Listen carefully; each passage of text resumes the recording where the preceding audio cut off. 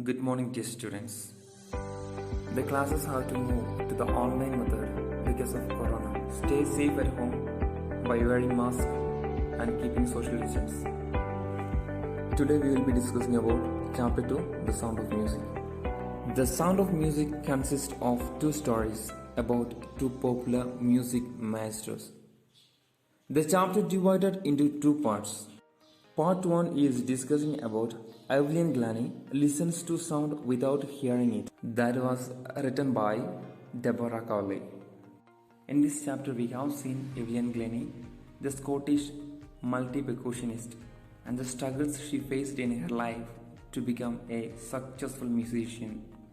Part 2 is discussing about the Shehnai of Bismillah Khan, which is about the legendary Shehnai player from India. The chapter begins with the origin of Shehnai, and it moves with the story of the legendary Shehnai player Ustad Bismillah Khan. Now let us move to the core content of the story, the Shehnai of Bismillah Khan.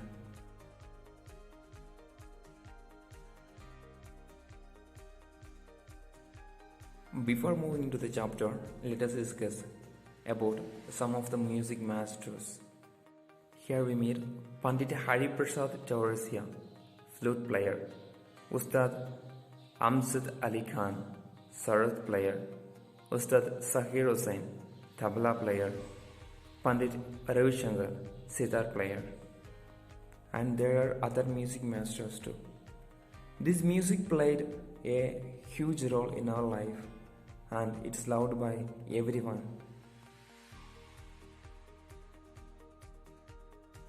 This chapter begins with the banning of Pungi from the royal residence by the Mughal Emperor Aurangzeb because of its shivering unpleasant sound, and later it became a noisemaker.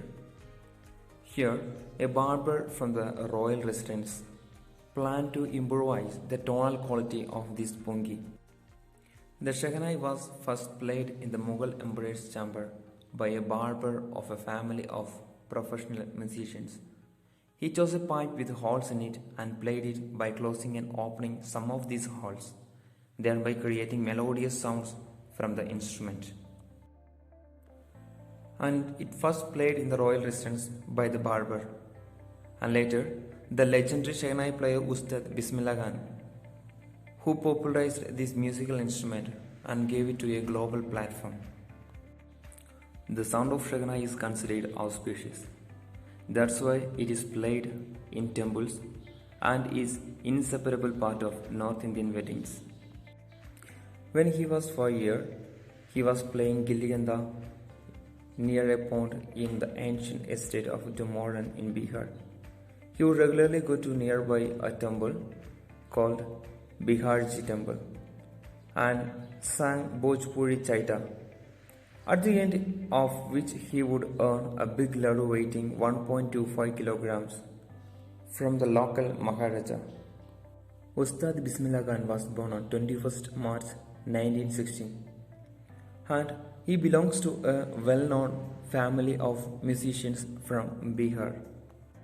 He created new tunes and ragas which had not been explored before.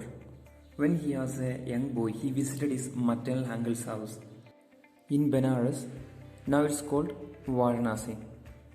Bismillah was fascinated watching his uncles practice the Shehnai.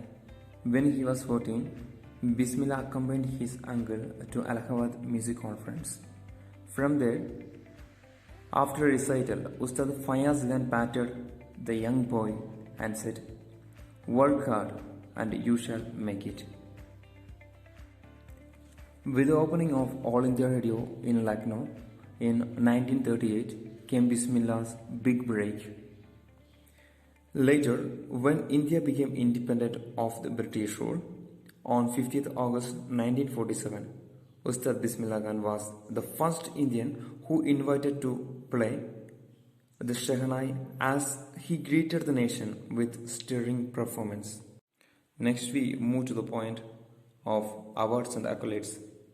He was bestowed with several accolades and awards in India, such as the Padma Vibhushan, the Padma Bhushan, the Padma Shri, He was also the recipient of the highest civilian honor in India, that is, the Bharat Ratna.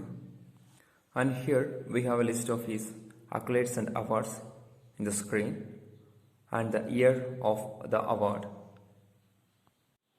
And here we have a small piece of his performance.